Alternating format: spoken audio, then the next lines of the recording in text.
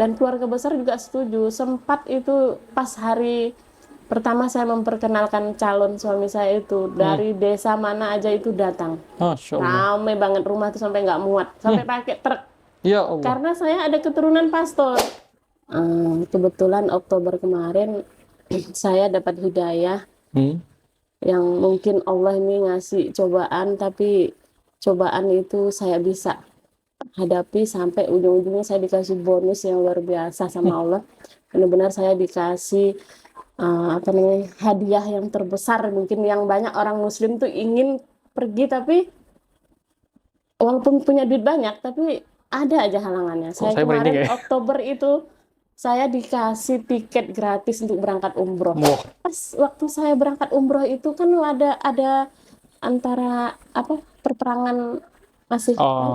di situ orang tua yang non muslim ini berpikir aduh gimana keadaanmu di sana, saya sampai ditelepon kan soalnya dekat kan Dekat, jaraknya kan, ya. alhamdulillah aman mah, aku bilang sehat, aku bilang gitu, lancar, aku bilang syukurlah.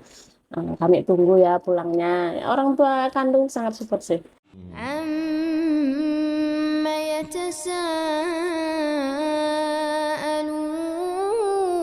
يَتَسَاءَلُونَ Assalamualaikum warahmatullahi wabarakatuh. Alhamdulillah, kembali lagi di channel kesayangan kita, channel sahabat saudara Siman. Insya Allah bersaudara sampai surga. Ini kita bersama narasumber yang baru muncul di media sosial kita, terutama karena dari beberapa mualaf itu yang kita wawancara itu, ada beberapa mualaf yang pernah kita wawancara sebelum masuk agama Islam dan sesudah dia memeluk agama Islam. Nah, tapi kali ini kita kedatangan tamu. Ini namanya siapa, Kak? Kalau nama muslimnya Nur Laila. Nur Kalau Lela. nama waktu non muslimnya Eusabia Paula.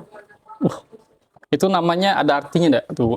Artis sih nggak, cuma dulu saya sempat diambil anak angkat oleh guru yang ngajar bahasa Inggris, Oh, mata pelajaran bahasa Inggris, guru kakak sendiri bisa bahasa Inggris nih, Bu? bisa. Soalnya orang tua angkatnya, Bu. Bahasa Inggris, Orang Masya tua Allah. angkat. Alhamdulillah. Kalau kakak alamatnya dari mana, Kak? Saya asli Sangkoledo. Oh, Sangkoledo. Iya, asli Sangkoledo saya. Sangkoledo. Saya juga di Pernah ke Sanggau sana. sih. Sanggau kan ada dua, Sanggau Iya, Kapuas, Sanggau kalau saya Sanggau Kapuasnya tapi. Ah, Kalau Sangkoledo ini kan daerah di Bengkayang ya? iya, dia arah mau ke Seluas. Ya. Alhamdulillah. Ini gimana kabarnya, Kak? Sehat ya? Alhamdulillah sehat, cuma sedikit lelah aja karena perjalanannya tadi sempat Oh, nyasar. iya. Masya Allah. Inilah kantor kita nih memang Ini kan makin hari pertama makin jauh. kalinya kan Ya, pertama saya ke kali sini. juga. Kalau dulu kan kita masih dekat kota. Nah, tapi kita dalam keadaan masih ngontrak sih waktu itu, Kak. Kalau sekarang kan kita alhamdulillah kita punya kantor sendiri, tanah pun tanah wakaf. Insya Allah ini punya salah satu pembina kita juga Tadi untuk sempat ragu sih mengembangkan. mau ke sini karena kan alamat nggak ada, sendiri berangkatnya kan. Tapi udahlah, udah diniatkan, udah janji juga sama Bu Jul kan. Ya, Bismillah ya lah perjalanan, pokoknya harus nyampe ini. Walaupun Pasti sempat jauh. nyasar jauh berarti ya? Karena ikut Google Map kan dia kan arahnya ke arah Spadio dulu. Oh, Putar berarti balik, nembusnya ke Serdang. Oh, ternyata lebih dekat ya kalau saya lewat Serdang tadi. ya Allah ikut Google di Map. inilah di apa putarkan lebih Google jauh. Map-nya yang itu kan. Tapi Lebih Serdang. saya teringat cerita. Ada beberapa cerita itu, Kak, yang saya dapat dari beberapa guru tuh. Sebenarnya Google nih anggaplah amirnya kita ya. Amir tuh kayak salah satu ini ya, apa orang yang menunjukkan jalan. Ya. Misalkan salah satu ada 3 orang pengen pergi ke suatu daerah. Nah, satu daerah, jadi satu orang ini amirnya. Satu orang ini menunjukkan jalan. Iya. Nah, terus yang lainnya tahu jalan, tapi dia menunjukkan satu orang ini sebagai amirnya taat berarti harus samina wa ta'na. Kemudian ketika dia harus udah menunjukkan amir, dia harus taat. Pergilah mereka bareng-bareng. Ternyata di satu kesempatan ada 2 jalur. Jalur yang pertama tuh jalurnya dekat untuk nyampe ke lokasi Iya. tujuan. Yang satu jauh. Si amir malah milih yang jauh. Protes nggak yang di belakang? Ya ada di hatinya protes. Tapi karena udah nunjukin amirnya ini sebagai petunjuk jalan, jadi dia harus tunduk dan harus taat. Nah, kemudian ternyata tidak lama kemudian dengar kabar, ya mereka udah lewat jalur yang paling jauh ya untuk sampai ke lokasi. Yang jalur dekat itu ternyata jembatannya roboh.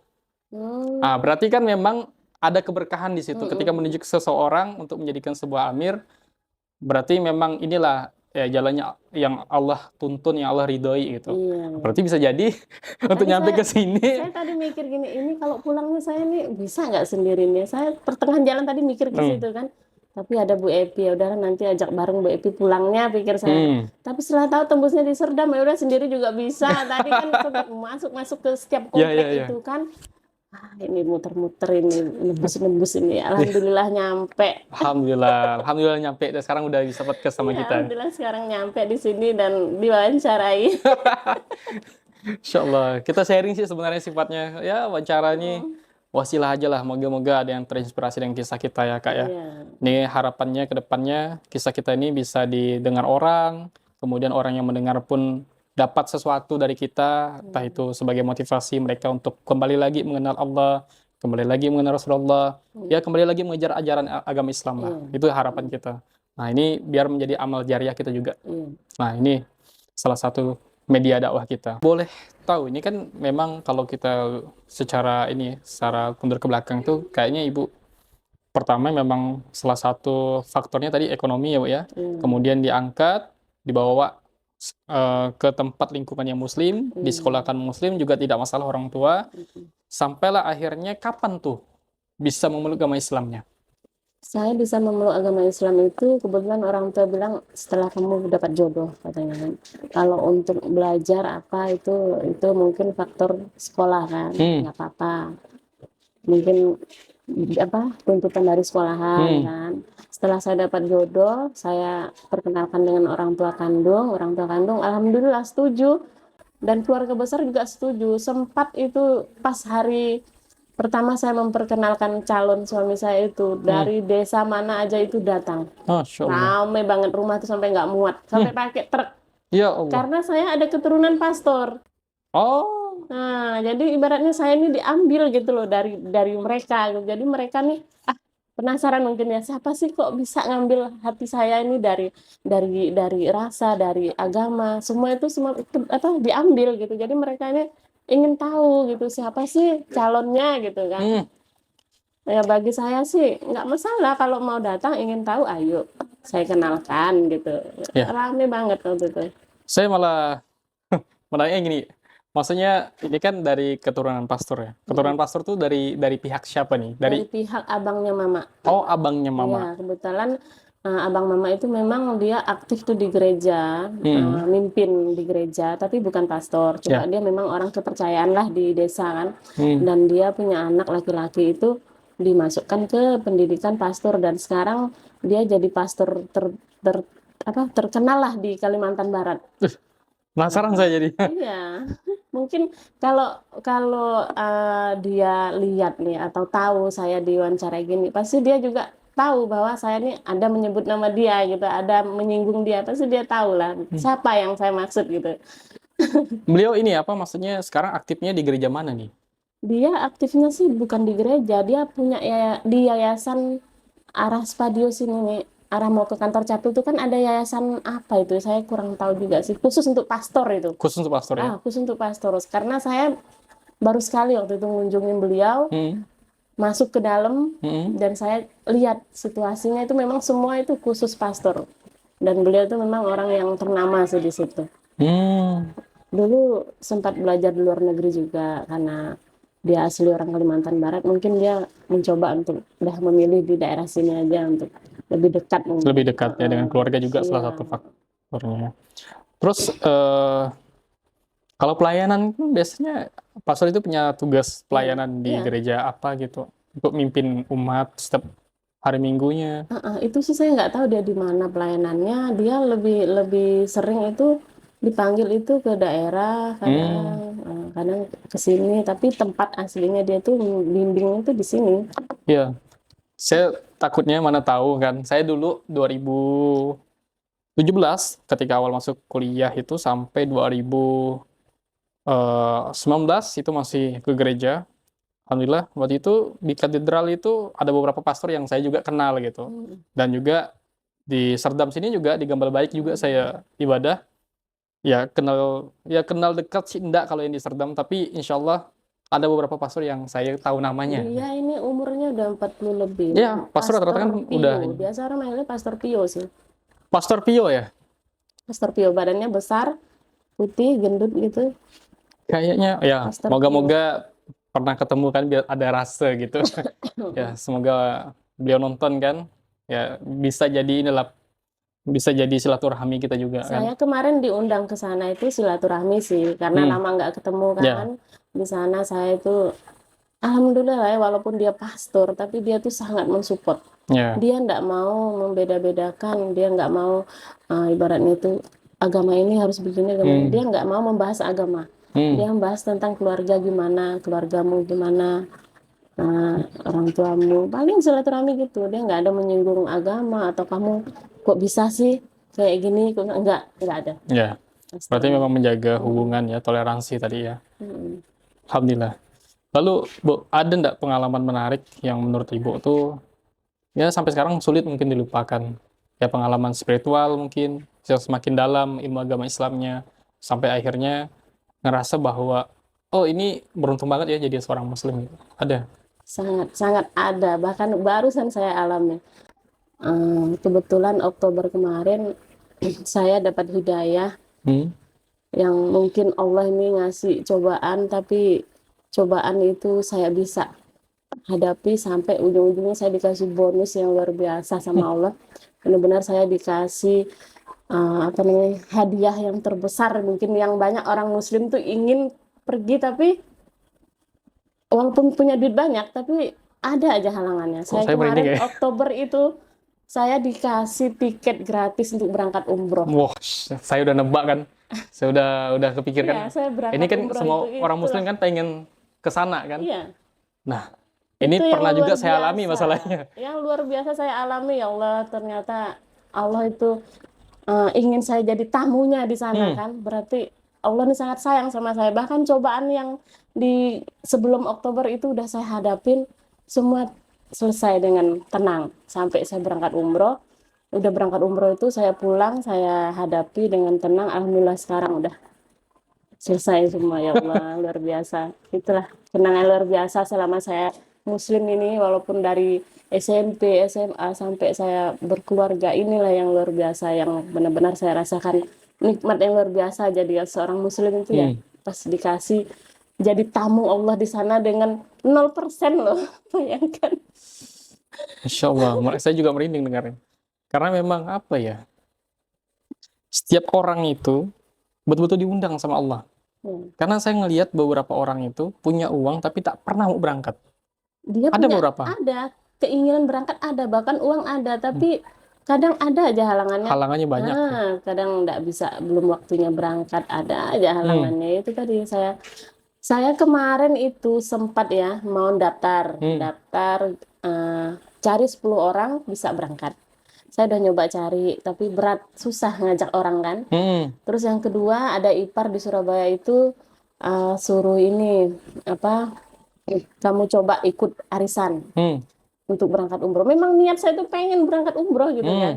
Gagal juga nggak bisa. Udahlah saya lupakan. Saya santai deh nih. Ternyata langsung kejutan itu luar biasa gitu, sampai saya itu aduh gemeteran, ini harus gimana, ini kok bisa saya yang dipanggil gitu, Hmm, yang hmm. disuruh berangkat gitu. Ya Allah ya Rabb. Memang Allah ini ya ngasih kejutan yang tiba-tiba kan ke Betul. kita kan. Benar, kita nih nggak siap sama sekali loh. Iya. Benar-benar saya nggak siap, benar-benar dari ekonomi, dari waktu, dari hati nih, Hmm, karena lagi ada masalah kan. hmm, Jadi saya pikir saya ini kayaknya belum siap, tapi Allah ini udah meminta saya untuk ke hmm. sana kan.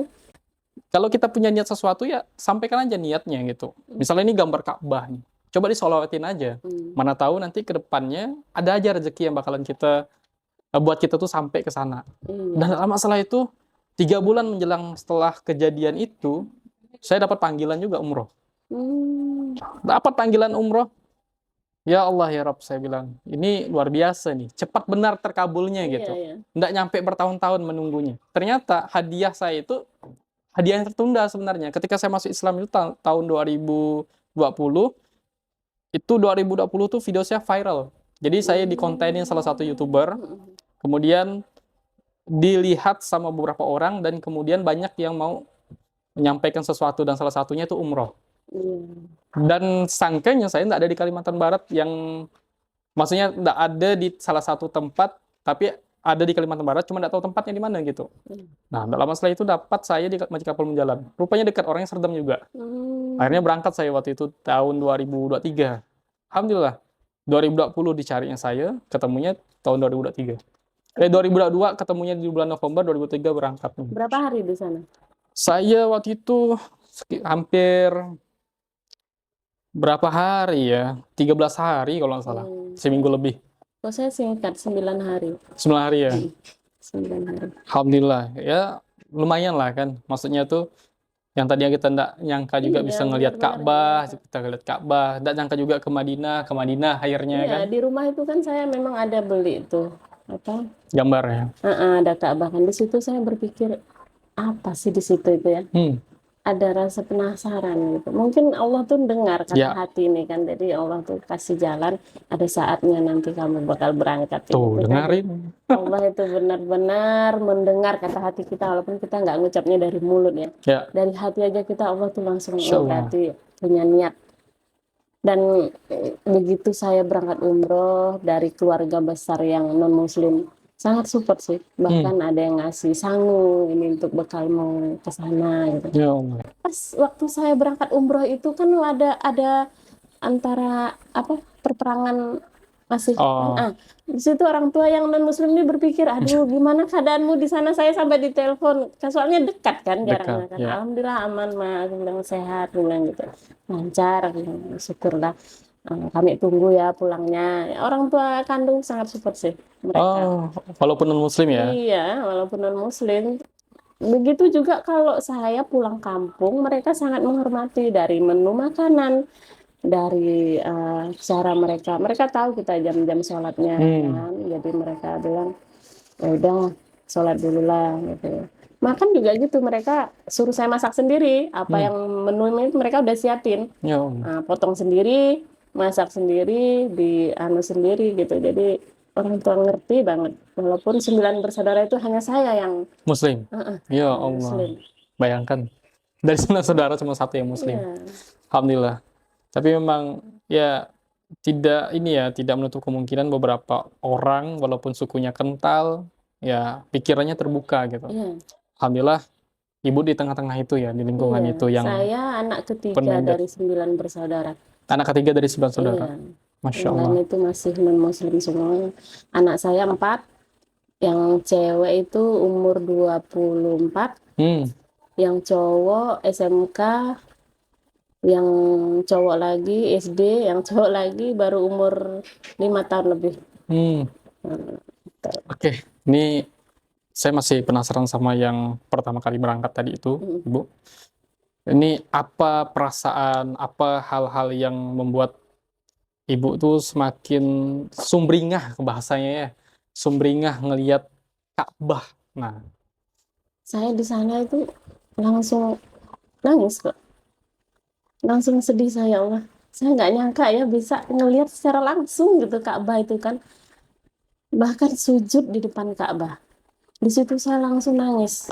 Saya nangisnya itu, ya Allah, saya nggak nyangka saya bisa nginjak ini, bisa sholat di sini, sujud di sini. Di situ saya langsung berdoa semua tentang kehidupan saya yang sebelum saya berangkat itu saya ingat. Dan saya berdoa minta petunjuk, minta jalan terbaik, minta dikuatkan lah dari segala cobaan kan. Di situ saya berdoa semua. Alhamdulillah begitu saya pulang dimudahkan, dilancarkan. Itu pengalaman luar biasa sih buat saya. Memang nangis saya udah sampai nggak bisa ngomong saya karena nangis itu mata sampai bengkak. Teman-teman tuh ngajak foto, udah muka udah bengkak udah. Nangis saya benar-benar nangisnya itu terharu, senang gitu, luar biasa lah senangnya. Insya Allah, Alhamdulillah. Iya, kalau udah ketemu ini ya, Ka'bah ini teringat perjuangan Rasulullah, perjuangan ya umat-umat ya di masa itu yang susah banget menyebarin agama Islam ya, Bu ya. Bayangkan 5 waktu itu kita harus jalan kaki, pergi ke Ka'bah untuk sholat kan. Iya. Yang kelima waktu itu harus berjalan kaki. Karena kalau udah nggak mau bolak-balik itu udah tunggu aja sampai Isya selesai baru pulang ke hotel sama teman-teman dengan. Berarti memang ini ya Memang ya, kalau tanah haram itu dimanapun sholat ya sama pahalanya Ibu ya. Hmm. Tapi kalau ngelihat Ka'bah langsung Iya, sholat pengennya ke dan sana. sujud di situ, itu rasanya beda aja Iya, rasanya Ibu nah, ya. subuh aja kita udah harus nih, jauh-jauh subuh itu udah siap-siap untuk Hmm. berangkat. Dan sampai ketinggalan subuh kan di sana. Itu orang tua sempat nangis ya? Iya, orang Yang tua non sama. muslim tuh. Iya, iya, non-muslim. Udah, kan karena saya nangis kan. Saya Oh, sujud di kakinya kan. Sempat, nah ya terharu lah namanya orang tua anak ya, kan. Jarang-jarang kan anak itu sujud ke kaki minta maaf ya. kan. Orang tua sempat nangis juga dan orang tua bilang udah nggak apa-apa gitu kan. Ya, sampai sekarang mereka kadang Bu Aji manggil saya. Masya Allah. Nah, Bu Aji udah makan belum gitu. Saya nggak tahu itu mereka refleksnya gimana. Terserah lah. Mau manggil Bu Haji ya syukur Ya, alhamdulillah gitu. betul. Memang udah Alhamdulillah. benar seperti Itu kan itu. doa juga. Ah, Ya, itu. Masya Allah, Alhamdulillah. Ini luar biasa. Kalau dari tetangga-tetangga semua Mas salaman sudah datang ke rumah ya namanya kita pulang tuh kan pasti ada bawa bingkisan walaupun sedikit kan ya. Saya Hmm, bagi-bagiin tuh ke teman-teman kayak kurma, air itu kan air Air zam-zam. zam-zam ya kan. Nah, adalah apa namanya tasbih gitu kan. Saya Tasbih, ya. bagi-bagiin ke mereka semua ngucapin terima kasih semoga bisa berangkat lagi untuk Masya Allah. berikutnya. Saya pengen Hmm. banget itu kalau memang Allah tuh masih mau ngizinkan saya untuk nginjak ke sana lagi, pengen banget saya ya Allah, berharap pengen lagi kalau memang ada apa namanya waktu sehat, rezeki, saya pengennya jalan-jalan ke sana, nggak mau ke lain gitu. Walaupun saya pernah, tapi kan pengennya ke sana lagi kayaknya lebih enak lah kita jalan-jalan sambil ibadah kan. Ya, Nah, betul. Kami juga satu tim saudara Siman pengen juga umroh nih. iya, Mana tahu kan kita umat Muslim itu sambil ngonten rata-rata di sana kan. pasti pengen lah umat Insya Allah. Muslim itu Alhamdulillah. rata-rata.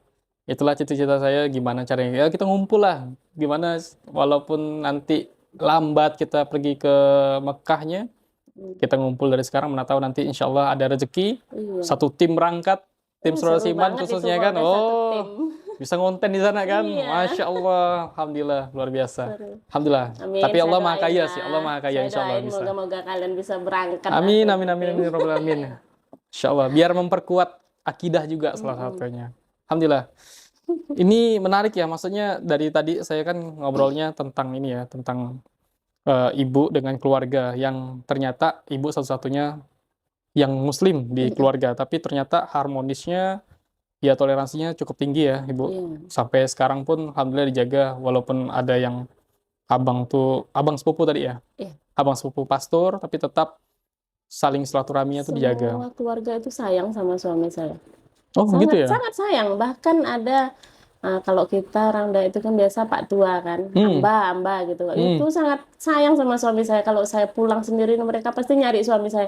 Kok nggak ajak suamimu katanya? Mana suamimu? Suruh main ke rumah. Ini ada oleh-oleh nih buah-buahan. Pas cari suami saya, Oh, bukan nyari saya, nyari suami kenapa saya. gitu ya, Bu? Maksudnya apa yang membuat mereka tuh suka dengan Nah, ini suami Ibu? dia. Suami saya itu orangnya ramah, kan orang Hmm, Jawa kan. hmm. Ramah, terus dia orangnya suka ngobrol nih.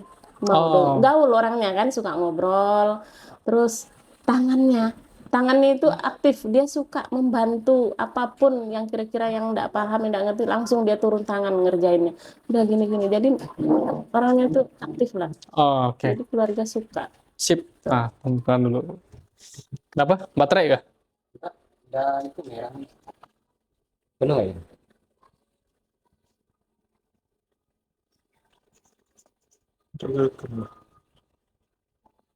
Dulu. Oh, ada. Tunggu 1 menit. Kayaknya panas tadi. Ah, Ibu jelek panas. kipas tuh darah sini ya. Oh, dimatikan ininya. Sip. Dilihat ya. Alhamdulillah. Ini tadi sampai ke suami ibu yang ramah ya, Masya Allah. Alhamdulillah. Memang sih kalau orang yang sering ngobrol, sering akrab sama orang lain Iya, tuh lebih mudah dicari. iya, Karena enggak sepi. iya. Alhamdulillah. Orang tua juga gitu. Mereka suami saya ini mereka anggap lebih dari anak kandung karena suami saya ini pendekatan dengan keluarga dengan orang tua itu ngerti gitu ya Hmm. paham gitu.